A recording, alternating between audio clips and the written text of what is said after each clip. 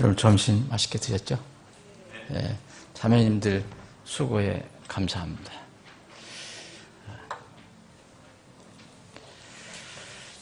지금 이렇게 찬양을 이렇게 하면서 언뜻 생각이 난 게 있습니다.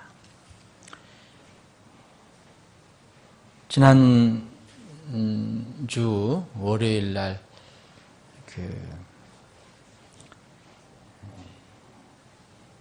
독립중력의 목회자들이 모여서 이렇게 친교하는 모임을 가졌었는데, 늘 그러한 것처럼 설교자가 둘이에요. 항상 한 사람은 한국어로 하는 설교자, 한 사람은 영어로 하는 설교자. 그래서 무조건 이렇게 두 분이 이렇게 하게 됐는데, 한국어로 하는 분은 영어로 우리가 통역을 해주고, 또 영어로 하는 분들은 한국어로 통역을 이렇게 합니다.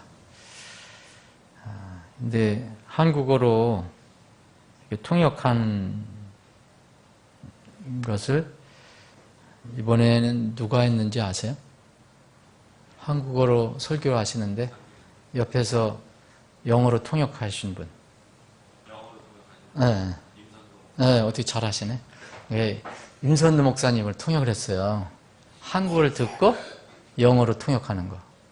근데 정말 이렇게 박수는 안 쳤지만 전부 야 잘했다 이런 그 얘기를 했어요. 물론 연습은 좀 했죠. 저하고 연습을 했는데 정말 잘했어요. 물론 제가 이제 자슈아 선교사님은 영어로 통역할 때 제가 이제 통역을 했고요. 한국어로. 근데 그 두 설교자가 이렇게 그날 이렇게 주신 메시지는 약간 공통점이 있었어요. 공통점. 어떤 이 성도들이 겪는 이렇게 삶에서의 고통, 고난, 역경. 특히 이제 사역자가 하나님의 부르심을 받고 사역을 하는 사람들이 겪을 수 있는 그런 그 고난과 역경. 이거에 관해서 이제 두 분 설교가 비슷했어요. 근데 그 한국인 설교 한 분은 이제 미국에서 이제 이번에 와서 한국인이에요. 한국 분인데 저는 뭐 오래전부터 알고 있었던 분인데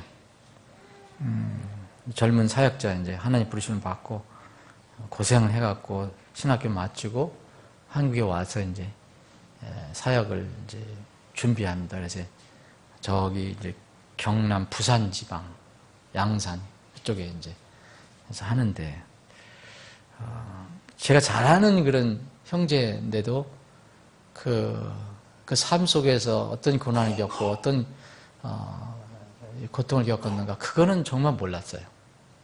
근데 그날 이제 설교를 듣고 물론 제가 그 원고는 미리 받았는데 비로소 늘 얼굴에 웃음을 띠고 있는 그 형제 선교사가 이런 어려움을 겪고 사는구나 그런 것을 이제 알게 됐어요.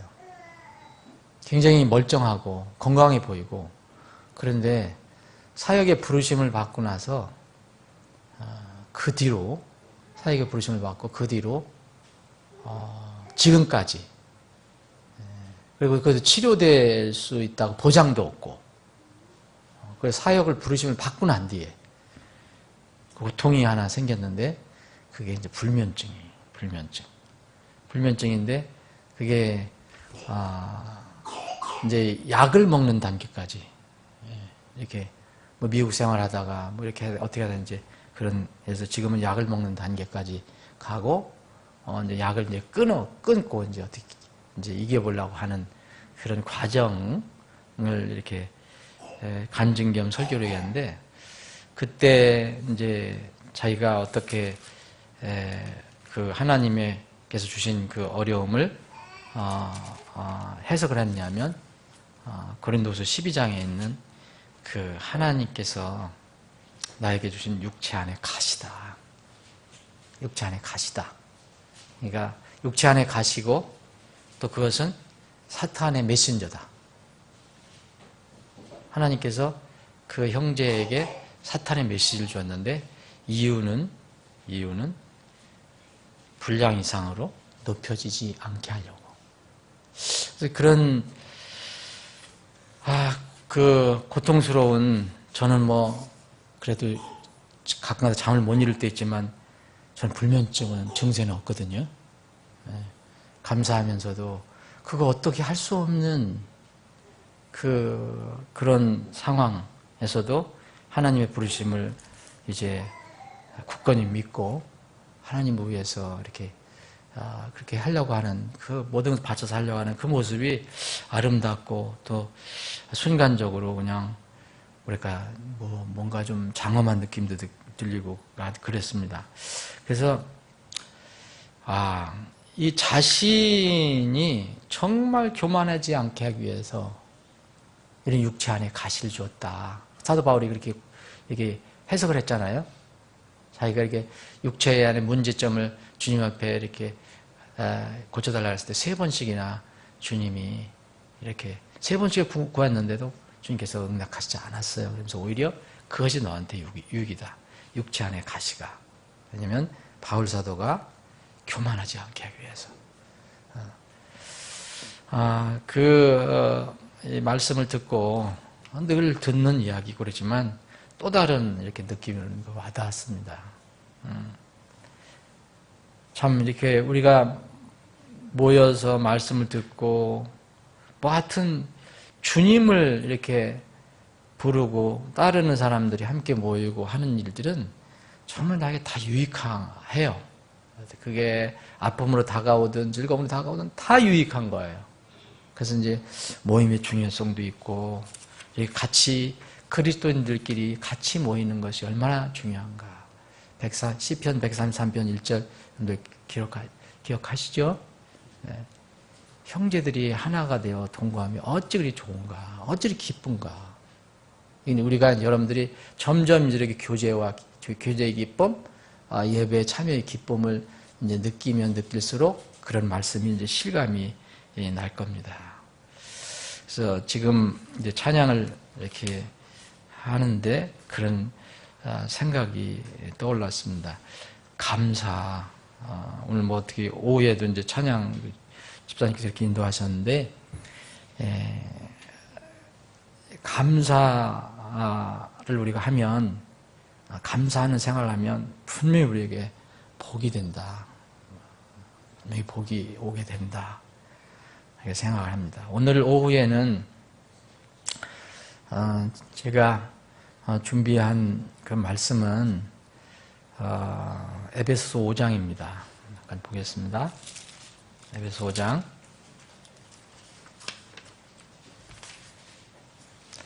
제가 15절부터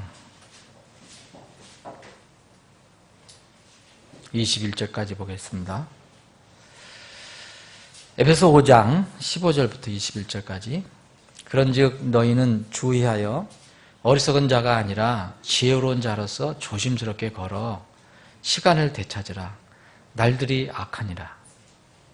그러므로 너희는 지혜 없는 자가 되지 말고 오직 주의 뜻이 무엇인지 이해하라. 술 취하지 말라. 거기에는 과도함이 있나니 오직 성령으로 충만하라. 시와 찬송가와 영적 노래로 너희 자신에게 말하며 너희 마음속에서 주께 노래하고 선율을 만들며 모든 일로 인해 우리 주 예수 그리스도의 이름으로 항상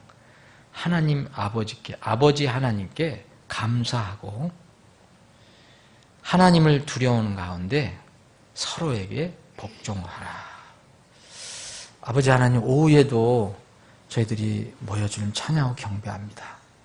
이 시간에 주님께서 주신 말씀을 저희 겸허한 마음으로 읽고 마음속에 심기를 원합니다. 지금 이 시간 우리 사랑하는 지체들의 가슴을 향해서 주님께서 직접 선포해 주시옵소서. 동일한 시간에 함께 예배드리고 함께 주님을 찬양하는 우리 주일학교 어린 학생들과 그리고 지도하는 교사들에게도 지금 이 말씀의 은혜가 저들에게 동일하게 내릴 수 있도록 주님께서 역사해 주시옵소서. 거룩하신 예수님의 이름으로 기도합니다. 아멘. 제가 믿기로는 기독교 신앙의 여러 분야가 있는데요. 그 중에 세 분야, 성경, 구원, 교회. 구원, 성경, 교회. 이 세 분야가 아주 기본적인 분야라고 생각합니다. 그래서 우리 신학계에서는 그것을 신앙의 삼각대라는 이름으로 이게 과목이 있습니다. 그것을 다루는 과목이 있어요. 제가 믿기로는 이 성경과 구원, 교회, 구원과 성경과 교회, 이 셋 중에 하나가 무너지면 건전한 신앙은 유지될 수 없다고 생각합니다. 그 세 분야 외에 만약 굳이 또 우리가 신앙생활을 하는데, 건전한 신앙생활을 하는데 중요한 분야가 어떤 분야냐 이렇게 생각한다면 저는 성령론이라고 생각합니다. 성령론. 이 성령론은 많은 사람들이 이렇게 좀 잡은 것 같기도 하지만 또 굉장히 모호하고 또 뭔가 아는 것 같지만 또 잘 모르는 것 같고 하는 그런 분야로 이렇게 기독교인들이 다가옵니다. 이 성령에 대한, 성령 하나님에 대한 관점에 따라서 개인 신앙의 건전성이나 안전성이 큰 차이가 날 수 있습니다. 오후에는 그래서 우리가 잘 아는 내용이지만 어느 분이 이거에 대해 여전히 혼란을 겪고 있는 것 같아서 이 부분을 좀 살펴보기를 원합니다. 먼저 성령 침례 그리고 성령 내주에 대해서 우리가 한번 비교해서 보겠습니다. 성령 침례, 성경에 나오는 성령 침례는 역사상 오순절과 그 후 한시적으로 성경이 완성되기 전에 특별하게 이루어진 하나님의 경륜이라는 것을 우리가 성경을 통해서 발견합니다.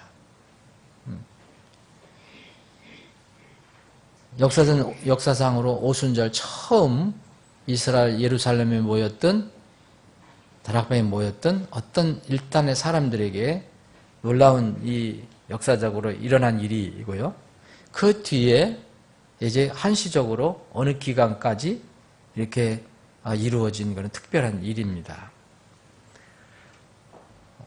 지금은 오순절 같은 오순절 성령 강림 때 그리고 그 이후에 사도들을 통해서 나타났던 예를 들어서 사도들이 기도하면 성령님이 내려오시는 것이 보이고 역사하고 했던 그 사도행전에 나와 있는 이런 특이한 현상은 없습니다. 지금은 나타나지 않습니다. 그래서 하나님의 계시가 종료되고 우리가 가지고 있는 이 성경 기록이 완성된 이 시대에는 소위 성령 세례라는 것을 잘 여러분들이 주의해서 살펴봐야 합니다. 성령 세례라는 것. 성령 세례는 지금 이 시대 대부분 교회에서 주장하는 이런 성령 세례라는 것은 지극히 비성경적인 그런 가능성이 많습니다. 예를 들어서 성령 세례와 방언 은사를 연결시킨다든지 성령 세례와 무슨 예언을 하는 것과 연결시킨다든지 성령 세례와 구원을 연결시킨다든지 이런 여러 가지 이런 것들은 성경에서 많이 떠난 비성경적인 그런 주장이라는 것을 우리가 알아야 합니다. 우리 신자들에게는 이미 구원받은 신자들에게는 성령 세례를 받으라는 명령은 이 시대는 없어요. 예수님께서 구원받은 제자들에게 12제자들에게 물론 그때는 이제 그 가룟 유다는 사라진 뒤죠. 11제자에게 예수님이 이제 십자가에 이제 돌아가시고 나서 부활하시고 난 뒤에 다시 오셔서 제자들에게 성령을 받으라 이런 말씀을 하신 적이 있어요. 근데 지금은 이런 명령이 전혀 없습니다. 우리 그리스도인들에게 성령 세례를 받으라 이런 명령은 없습니다. 그런데 이런 명령은 있어요. 성령을 충분히 받으라. 다른 말하면 성령을 충만히 받으라. 이게 바로 말하는 성령 충만입니다. 성령 충만. 그 이유는 뭘까요? 왜 성령 충만의 명령은 있지만 성령 세례를 받으라는 명령은 없을까요? 이것도 경륜인데 이 오순절 사건이 일어나고 나서 일시적으로 사도들에게 어떤 고난을 주시고 난 뒤에 이제 사도들을 입증하기 위해서 그 사도들이 기도할 때 나타나는 현상 이런 것들은 이제 성경이 완성되어 가면서 이제 사라졌고요. 그 뒤로는 지금 이 시대에는 성경이 완성된 더 이상 빼지도 못하고 더할 수도 없는 이런 시대에서는 이제 성령 세례를 받으라는 명령은 더 이상 존재하지 않고요. 성령 충만하라는 명령만 존재합니다. 왜 그러냐면 성령님은 이미 구원받은 사람 안에 들어와 내주하시기 때문입니다. 성령 내주를 하세요. 성령 내주하신다 그러죠. 여러분들이 느끼든 못 느끼든 그건 상관없습니다. 하나님께서 약속하신 것이고 하나님 말씀이기 때문에. 성령 내주. 이것은 뭐냐? 내주. 나의 주란 뜻이 아니고요. 한문으로 내 안에 거주하신다는 뜻입니다. 내주.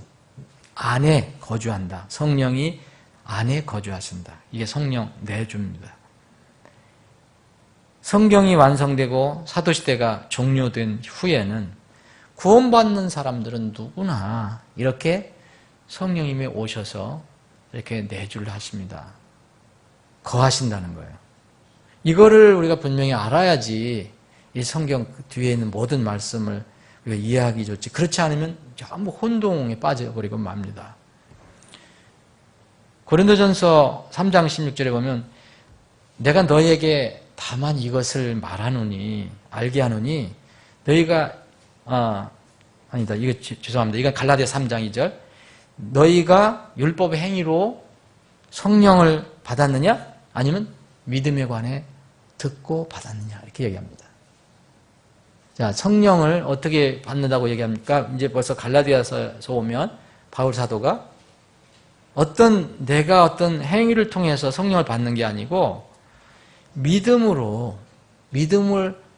이게 믿음에 관해서 예수님을 믿는 게 뭐구나, 하나님 믿는 게 뭐구나, 복음이 뭐구나 이런 것에 관해서 듣고 받게 된다고 얘기합니다. 그래서 갈라디아 교회 성도들은 율법에 어떤 지켜서 성령을 받은 게 아니라 믿음을 통해서 이제 성령을 받았다는 것을 강하게 이렇게 지금 수사적으로 질문하고 있습니다. 그래서 누구든지 구원을 받으면 성령님을 모시고 있는 겁니다. 그래서 바울 사도는 고린도 교회가 이것을 잘 이해를 못하고 그래서 고린도전서나 6장에 아주 강력한 그런 말씀을 성령 내주에 관한 말씀을 하셨어요. 이게 바로 성전에 관련된 겁니다. 너희가 하나님의 성전인 것과 이미 하나님이 성전이에요. 고린도 교회 성도들에게 너희가 하나님의 성전인 것과 하나님 영께서 너희 안에 거주하시는 것을 너희가 알지 못하느냐? 굉장히 수사적인 의무문으로 얘기했잖아요. 이거 반대로 얘기하면 너희가 하나님 성전이다. 왜 모르냐? 하나님 영께서 너희 안에 거하시는 줄 너희가 알아야 되는데 확실히 알아라. 이런 차원입니다. 고린도전서 6장 19절도 반복해서 고린도 교회 성도들에게 이게 너희들은 이제 네 것이 아니고 하나님께서 값 주고 모든 값을 치르고 너희를 사신 하나님이 거하시는 성령님이 전이다. 왜 모르느냐? 어? 그래서 그것을 가지고 너희 몸을 가지고 하나님께 영광을 돌리라. 이렇게 강하게 이렇게 바울사도가 얘기해 줍니다. 그래서 구원을 받으면 이 시대는 다 본인 인정하든 안 하든 다 구원을 받았다고 하면 성령께서 계시는 겁니다. 구원받은 사람 안에 성전이 되는 겁니다. 그래서 성령 내주라고 합니다.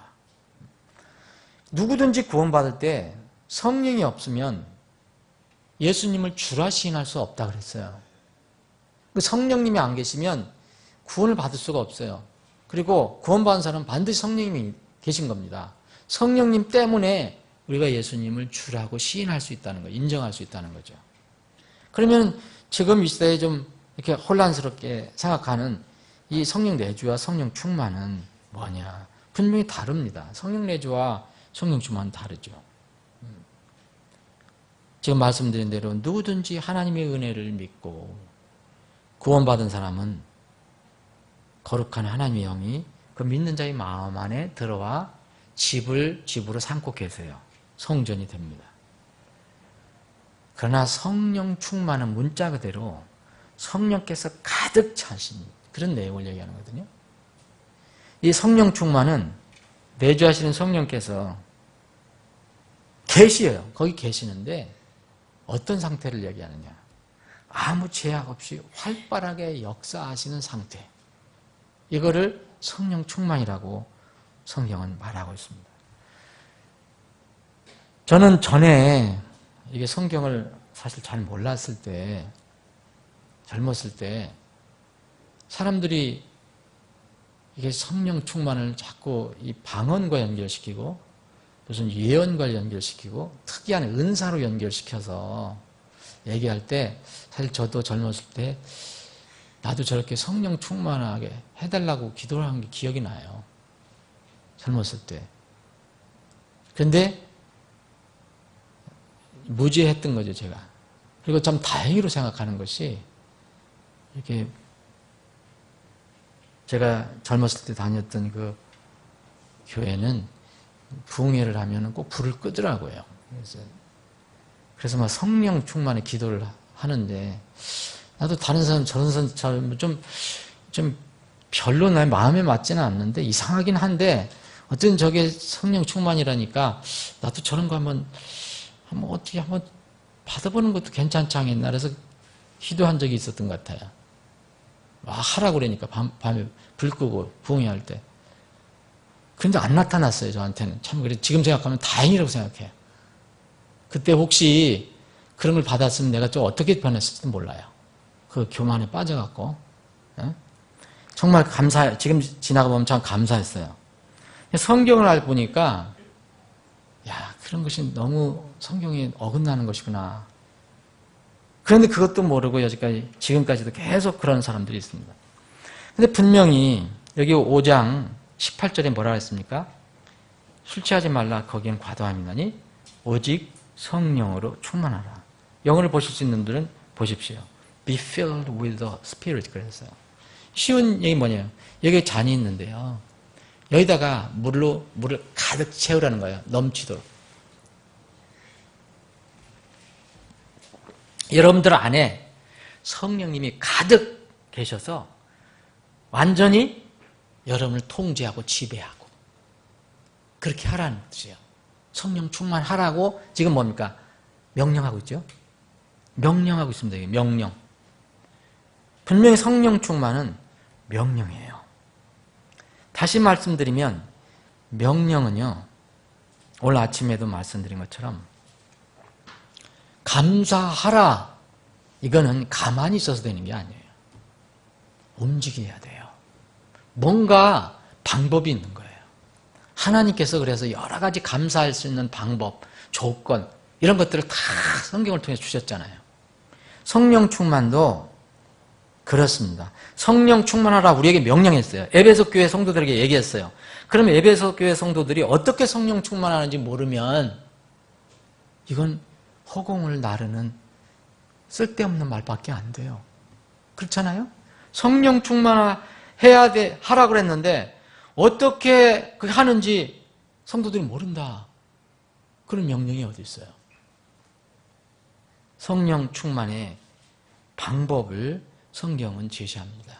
그러면 성령 충만은 말 그대로 가득 차는 걸 얘기하는데 최소한도 여러분 이런 성경에는 보면 소극적인 방법이 있고 적극적인 방법이 있어요.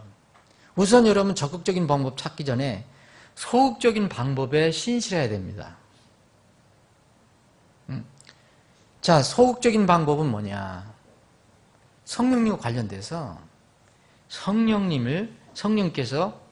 하나님께서 성령님을 우리에게 주시고 성령께서 이 말씀을 통해서 우리를 자꾸 깨우치게 하시고 활동하시려고 하는데 우리가 억제할 수 있다는 거예요.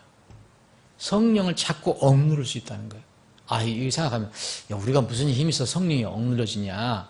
물론 성령 하나님이니까 우리 힘으로 한다면 불가능하죠. 근데 성령님 속성상 강제로 하시지 않는다는 거예요. 하나님께서. 물론 전지전능하시고 주권이 있으니까 필요하시면 하시겠지만 그렇게 하시지 않고 성령께서 우리가 어떻게 하시는가에 따라서 활동을 하신다는 거예요. 그게 성경의 가르침입니다. 그래서 성령님을 첫 번째 성령 충만하려면 소극적인 방법으로 먼저 아주 기본적으로 성령님을 억제하면 안 됩니다. 억누르면 안 되는 거예요. 데살로니가전서 5장 19절에 아주 간단하게 얘기했잖아요. 간단한 명령을 하나 해요. 성령을 억제하지 말라. 영어로 하면요. 이런 얘기예요. 성령님이 정말 강한 힘으로 활발하게 움직이시는데 불을 끄듯 거기도 물을 끼얹지 말라는 뜻이에요. 퀸치라는 뜻은. 그래서 옛날 우리 한글 성경에는 성령을 소멸하지 말라 나왔어요. 이건 잘못된 번역이라고 저는 생각합니다. 왜 그래요? 소멸이라는 것은 아주 없애는 거예요. 아주 소멸. 여러분 성령님 소멸할 수 있어요? 오역이죠. 이 퀸치라는 것은 그렇게 성령께서 막 활동하시려고 불처럼 활동하셔야 하는데 불을 끄듯이 끄는 걸 얘기하는 거예요. 그래서 그렇게 하지 말라는 거예요. 그래서 이 흠령령은 억누르지 마라 라고 번역을 했어요. 합당한 번역이라고 생각합니다. 성령님 우리가 결코 꺼서 없애실 분이 아니지만 이 성경을 우리 말씀에 의하면 우리는 그리스도인은 성령님을 억누를 수 있다는 거예요. 아주 소극적인 방법으로 성령 충만을 가지려면 먼저 성령님을 억제하지 말아야 합니다. 성령님을 어떻게 억제합니까? 성령님을 여러분들 반대할 수 있어요. 여러분들 삶 속에서 분명히 반대할 수 있어요. 여러분들이 불순종할 수 있어요. 무감각해 줄 수 있어요. 성령님이 어떻게 하든지 무시하고 무감각합니다. 이건 성령님을 억제하는 겁니다. 그래서 우리는 성령님께 내주신 성령님께 가급적 우리가 민감해질 필요가 있다. 민감해지지 않고서는 성령 충만이 불가능해요. 그 민감하다는 것은 여러분들이 정신적으로 신경이 날카로워지라는 얘기가 아니고 하나님의 미세한 말씀도 들을 줄 알아야 된다. 여러분 성령님은 어떻게 신자들에게 역사하십니까? 신비적인 방법을 하실까요? 새로운 계시를 주실까요? 결코 아닙니다. 그렇게 하시지 않습니다. 오직 성령 하나님께서는 이미 계시해 주신 하나님 말씀을 자꾸 생각나게 하시고 그것을 기억하게 하시고 그것을 깨닫게 하시고 그것을 읽게 하시고 그 말씀을 적용하게 하십니다. 여러분 이미 예수님께서 지상에 계셨을 때 제자들에게 다 설명해 준 겁니다. 요한복음 14장, 15장, 16장 읽어보시면 됩니다. 두 번째 소극적인 방법이 있어요. 여러분 성령님께서 기쁘게 활동하실 수 있도록 우리가 그렇게 우리 육을 죽이고 우리 것을 내려놓고 하는 때 여러분 성령님은 기쁘시죠. 하나님은. 그런데 성경은 또 뭐라 하냐면 성령님을 우리는 슬프게 할 수 있다는 거예요. 성령님 슬프게 할 수 있다. 오늘 여기 에베소서 지금 5장 읽고 있는 4장 거기 한번 뒤에 보시면 여러분 다 잘 아시는 성경이에요. 27절부터 읽겠습니다. 또 마귀에게 틈을 주지 마라. 여러분 마귀에게 틈을 주면 성령님이 충만하게 역사하시는데 방해가 되는 거예요. 도둑질한 자는 더 이상 도둑질하지 말고 오히려 노동을 하여 궁핍한 자에게 줄 수 있도록 자기 손으로 선한 일을 할지니라. 29절 부패한 대화는 결코 너희 입 밖으로 내지 말고. 여러분 그리스도인은요 정말 아무 말이나 하는 게 아니에요. 아무 말이나 하는 게 아니에요. 내가 화난다고 아무 말 하는 게 아닙니다. 성령님이 계시면 그거 미워하세요. 그거 싫어하십니다. 분명히 남에게 덕이 되는 말, 남에게 좋은 말을 하는 것이지 에? 부패한 대화 결코 너희 입 밖에 내지 말고 오직 덕을 세우는데 쓸 좋은 것만을 말하며 그것이 듣는 자들에게 은혜를 끼치게 하라. 30절 하나님의 거룩한 영을 슬프게 하지 마라. 이거는 그리브라는 말을 썼어요. 여러분 그리브라는 걸 어떻게 표현할 수 있을까요? 여러분들이 괴로워서 막 찡그리고 이 가슴을 쥐어짜고 막 슬프고 막 힘들고 하는 그렇게 할 수가 있다는 거예요. 그리브라는 것은. 이거를 하나님의 거룩한 영을 슬프게 하지 말라고 그랬어요. 그분으로 말미암아 너희가 구속의 날까지 봉인 되었기 때문에 그렇다는 거예요. 성령님이 구약시대처럼 휙 어디 떠나가 버리시면 끝일 건데 성령님의 내주가 있어요. 한번 성전을 하면 안 떠나셔요. 경륜으로. 그러나 성령님께서 이 내주하셨는데 그 사람이 구원받은 사람이 이렇게 부패한 대화를 하거나 마귀에 틈을 주거나 변화가 일어나지 않고 이러면은 하나님의 거룩한 영은 우리 안에서 슬퍼하실 수 있다는 거죠. 너희는 모든 악독과 진노와 분노와 소리 지르는 것과 비방하는 것을 모든 악의와 함께 버리고 이거 그리스도인에게 합당하지 않는 모습이에요. 서로 친절히 대하며 상냥한 마음을 품고 서로 용서하기를 하나님께 그리스도로 인하여 너희를 용서한 것이지 하라. 자, 우리가 지금 이 성령 충만에 보면 소극적으로 두 가지를 생각해야 됩니다. 성경에 성령님을 억제하지 마라. 아니 충만을 하려고 하면서 성령님 억제하는 거 하면 안 된다는 거죠. 또 하나는 성령을 슬프게 하는 행동하지 마라. 언행을 하지 마라. 그리스도인들도 불행하지만 죄를 지을 수 있거든요. 불법을 행할 수 있어요. 또 불순종할 수 있어요. 이런 것들이 뭡니까? 다 성령님을 슬프게 하는 거죠. 여러분 한번 죄 짓는다고, 여러분 한번 불법 저지른다고 성령님이 떠나지 않으셔요. 얼마나 감사해요. 진정한 구원은 영원히 변하지 않습니다. 영원한 안전입니다. 그럼에도 불구하고 내주하신 성령께서는 슬퍼하신다는 거예요. 우리가 참 영적인 귀가 있으면 우리 안에 계신 성령께서 혹시 우시는 것이 있다면 그 소리를 들을 수 있으면 얼마나 좋겠어요. 근데 성경은 분명히 이렇게 표현하고 있습니다. 성령이 슬퍼하신다.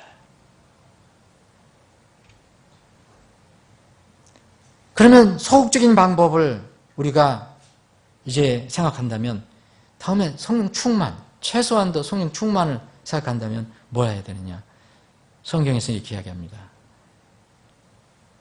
성령님 안에서 걸어라. 이게 갈라디아서 5장 16절 성령 안에서 걸어라. 성령 안에서 걷는 게 뭘까? 그런즉 내가 이것을 말하노니 성령 안에서 걸어라. 그리하면 너희의 너희가 육신의 욕심을 이루지 아니하라. 자, 사실 육신의 욕심은 우리가 육신의 욕심을 채울 때마다 성령님의 포션은 점점 줄어드는 거거든요. 그러면 우리가 성령님 안에서 걸으라. 그러면 우리가 육신의 욕심을 내려놓을 수 있다.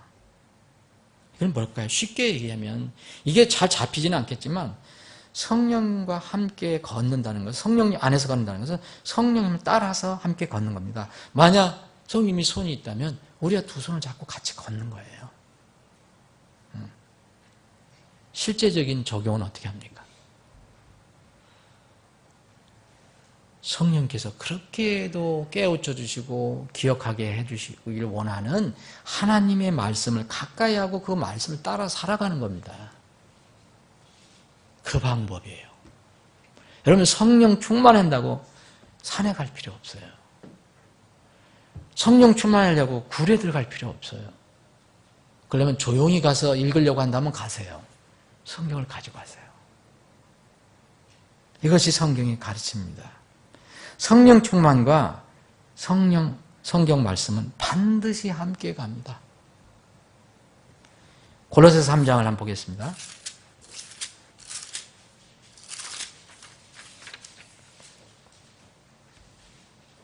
15절입니다. 하나님의 화평이 너희 마음속에서 다스리게 하라. 너희도 그 화평에 이르도록 한 몸 안에서 부르심을 받았으니 감사하는 자가 되라. 그리스도의 말씀이 너희 속에 모든 지혜로 풍부히 거하게 하여 시와 찬송가와 영적 노래로 서로 가르치고 훈계하며 너희 마음속에서 은혜로 주께 노래하고 또 무엇을 하든지 말에나 행위에나 다 주 예수님의 이름으로 하며 그분을 힘입어 하나님 곧 아버지께 감사를 드리라. 그리스도의 말씀이 우리 안에 우리의 모든 지혜로 풍부히 거하기만 하면 우리 입에서 시가 나오고 찬송가가 나오고 영적 노래가 나오고 이것을 통해서 다른 사람에게 영향도 끼칠 수 있고 또 하나님께 감사하고 얼마든지 할 수 있는 그런 상황이 됩니다. 하나님의 말씀을 가까이 하고 말씀을 따라가는 것, 이것이 바로 성령 충만의 비결입니다. 성령 충만의 그럼 특징을 잠깐 살펴보겠습니다. 도대체 성령 충만은 어떤 특징이 있는 거냐? 성령 충만 특징. 조금 전에 말씀드렸지만 여러분 이것은 결코 아닙니다. 성령 충만이 아닌 것. 뜻모르는 방언하는 것 결코 성령 충만 아닙니다. 이건 이상한 영의 충만일 수도 있어요. 거룩한 영이 아니에요. 성령 충만은 이상한 은사운동하는 거 아닙니다. 이것은 이상한 영이 충만한지는 모르지만 성령 충만한 건 아닙니다. 뭐 이상한 신유 집회 어떤 사람들이 신유한다고 사람들을 쓰러뜨리고 일으켜 세우고 뭐 땅을 기게 하고 별 이상한 소리를 내게 하고 이건 성령 충만은 결코 아닙니다. 이것은 혹 어떤 다른 영에 충만하면 될 수 있을지 모릅니다. 그러나 결코 성령이 충만 아닙니다. 성령 충만은 결코 무슨 이상한 예언을 하거나 미래를 예측하는 것이 아닙니다. 이것은 다른 영이 혹시 충만해서 그럴지 모르지만 결코 하나님의 거룩한 영이 충만해서 그런 것이 나오지 않습니다. 미래 예측은 여러분들이 가지고 있는 성경에 다 자세히 되어 있습니다. 그러면 성령 충만의 특징이 뭐냐? 우리는 성경대로 찾아봐야 됩니다. 성령 충만의 가장 첫 번째 특징은 이겁니다. 다른 사람에 대한 사랑입니다. 그럼 다른 사람의 사랑을 가장 먼저 표현하는 게 뭡니까? 그 사람의 영혼에 대한 긍휼히 여기는 마음입니다.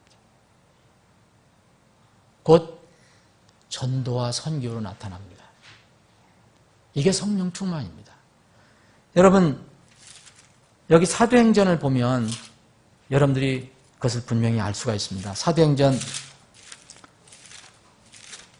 2장 보면 그들이 다 성령님으로 충만하여 첫 번째, 역사적으로 첫 번째 오순절 사건입니다. 이 사건은 더 이상 일어나지 않습니다. 인류 역사 이래 딱 한 번 일어났던 사건입니다. 이걸 지금도 찾으면 안 됩니다. 그들이 다 성령님으로 충만하여 성령께서 그들에게 말하게 하시는 대로 다른 언어들로 말하기를 시작하니라. 근데 이 사람들이 한 말이 무엇인지 여러분들 뒤에 읽어보시면 뭘 얘기했다고 그랬습니까? 11절 읽겠습니다. 그레테 사람과 아라비아 사람이라 그들이 우리 언어들로 하나님의 놀라운 일들을 말함을 우리가 듣는도다. 여기서 놀라운 일은 조금 후에 이제 베드로가 얘기하는데 놀라운 일은 뭡니까? 하나님께서 예수 그리스도를 세우셔서 사람들을 건지시는 걸 얘기합니다. 성령 충만할 첫 번째 특징은 바로 다른 사람들에게 하나님의 사랑을 전하는 겁니다. 곧 복음을 전하는 거예요. 전도 선교를 하는 거예요. 어떤 사람은 성령 충만이 안 된 상태에서도 할 수 있어요.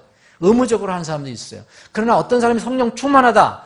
성령 충만한데 다른 영혼에 대한 관심이 없다. 이건 성령 충만이 아닙니다. 4장 8절 보면 그때 베드로가 성령님으로 충만하여 그들에게 이르되 너희 백성이 치리하더라. 이스라엘 장들아. 뭐 했죠? 그 다음엔 12절 유명한 말씀 나오지 않습니까? 다른 사람에는 구원이 없나니 하늘 아래서 우리를 구원하여 다른 이름을 사람들 가운데 우리에게 주지 아니하셨다. 누구를 지금 이야기하고 있습니까? 세상 사람들이 버린 이 예수 그리스도. 성령 충만할 때 제일 먼저 나타나는 게 이겁니다. 31절도 마찬가지입니다. 그들이 기도하기를 마침에 그들이 함께 모인 곳이 흔들리더니 그들이 다 성령님으로 충만하여 담대히 하나님의 말씀을 말하니라. 여기 32절, 33절 보세요. 33절 뭡니까? 주 예수님의 부활을 증언하며 전도 선교, 다른 사람을 위해서 기도하는 것, 그 사람의 영혼 구원, 이게 늘 마음에 있는 것. 성령 충만의 하나의 증세입니다. 여러분 성령 충만하다. 저 사람 방언 기가 막히게 잘한다.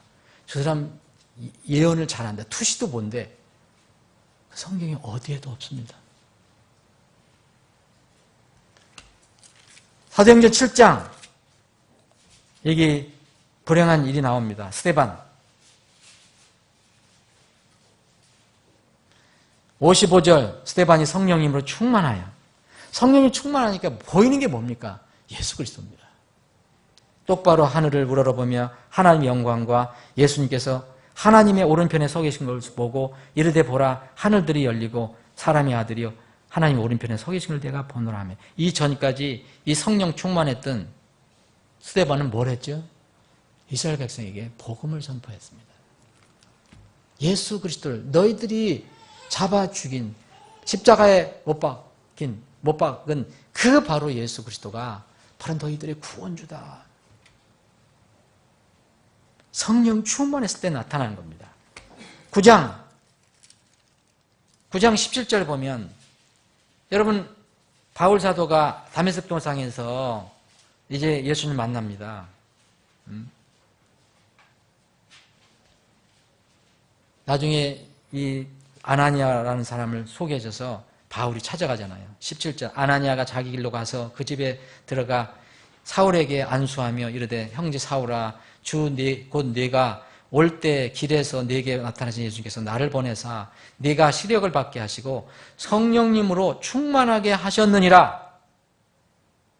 하나님께서 예수 그리스도께서 바울 사도 이 아나니아를 통해서 바울에게 이제 바울이 된 사도 바울이 된 이 사울에게 성령님으로 충만하게 하셨다라고 얘기합니다. 그런데 바울은 성령 충만해서 뭘 했죠? 여러분 여기 18절 심리가 왔고요. 19절에 음식을 먹습니다. 20절 보세요. 즉시로 해당들에서 누굴 선포했습니까? 그리스도를 선포하되 그분이 하나님의 아들이심을 선포하거늘. 이제까지는 반대하고 공격했던 바울이 성령 충만해지니까 먼저 나타나는 현상이 예수 그리스도를 증거하는 겁니다. 11장 보시면 또 여기 보세요. 11장 이 사례가 한두 군데가 아니에요. 11장 24절 이 바울의 초창기 동역자입니다. 바나바는 선한 사람이요 성령님과 믿음이 충만한 사람이더라. 다음에 뭐죠? 많은 사람들이 죽게 더해지더라. 13장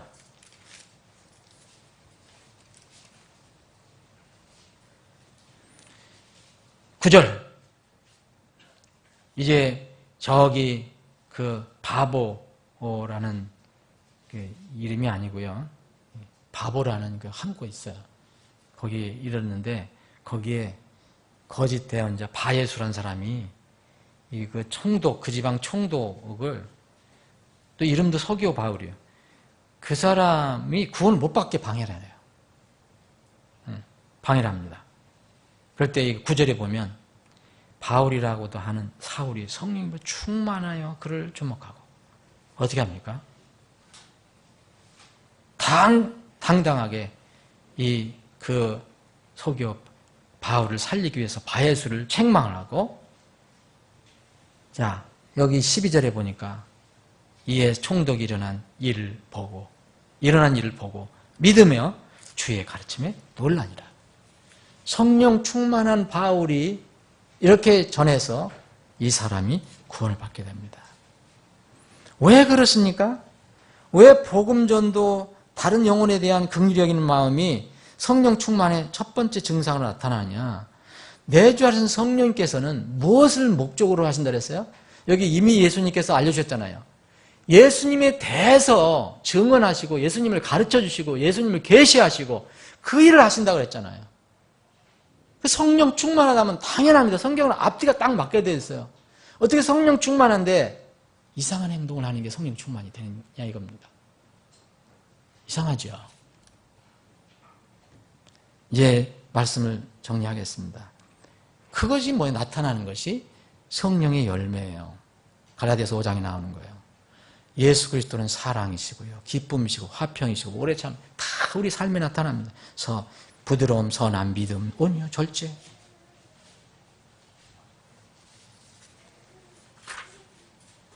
감사라는 명령, 그것 명령입니다. 성령 충만하는 것도 명령이에요. 오늘 혹시 여러분 중에 성령에 대해서 이렇게 정확한 그런 개념이 없었다면 그냥 단순하게 성령 충만한 명령을 받아들이십시오. 둘 중에 하나를 택하면 됩니다. 오늘 5장 18절에 얘기하고 있어요. 술 취하든지 아니면 성령으로 충만하든지. 술 취하는 꼭 이런 어떤 알코올 음료만 얘기하는 게 아니죠. 성령이 아닌 것, 세상의 모든 것들 나를 취하게 할 수 있는 것이 많습니다. 그거로 취하지 않으면 성령을 취하는 거예요. 성령으로 충만해지면 그것을 취했을 수가 없어요. 둘 중에 하나를 택하는 겁니다. 그래서 성령으로 충만하라고 명령을 주셨어요. 부디 여러분 성령 충만한 그런 신앙생활이 되시기를 축원합니다. 아버지 하나님, 오늘도 모여서 지금 찬양하고 경배하는 이런 특권을 허락해 주심을 감사합니다. 주님, 금년도 저희들 성령님을 억제하지 않고 내주하시는 우리 안에 내주하고 계시는 성령님에게 슬픔을 드리지 않고 성령님과 늘 손을 잡고 함께 성령 안에서 걸어가는 저희들이 되게 하셔서 금년 한 해 성령 충만의 풍성한 열매를 저희들이 가득 맺을 수 있게 하여 주옵소서. 우리 사랑하는 지체들 한 사람 한 사람 가정마다 이 성령의 충만한 열매가 맺어지게 하여 주옵소서. 주님, 저희들 또 세상에서 또 한 주간을 보냅니다. 어디서 무엇을 하든지 주님 저희들과 동행해 주시고 저희들을 지켜주시고 저희들을 깨우쳐 주시고 저희들을 찔러 주시고 우리는 날마다 성령님께 순종해서 성령님의 역사하심을 억제하지 않고 성령님을 슬프게 하는 일을 하지 않고 성령님을 기쁘게 하는 그런 삶을 살다가 다음 주에 저희들의 기쁜 얼굴로 다시 만날 수 있게 하여 주옵소서. 모든 것을 주님께 감사드렸고 거룩하신 예수님의 이름으로 기도합니다. 아멘.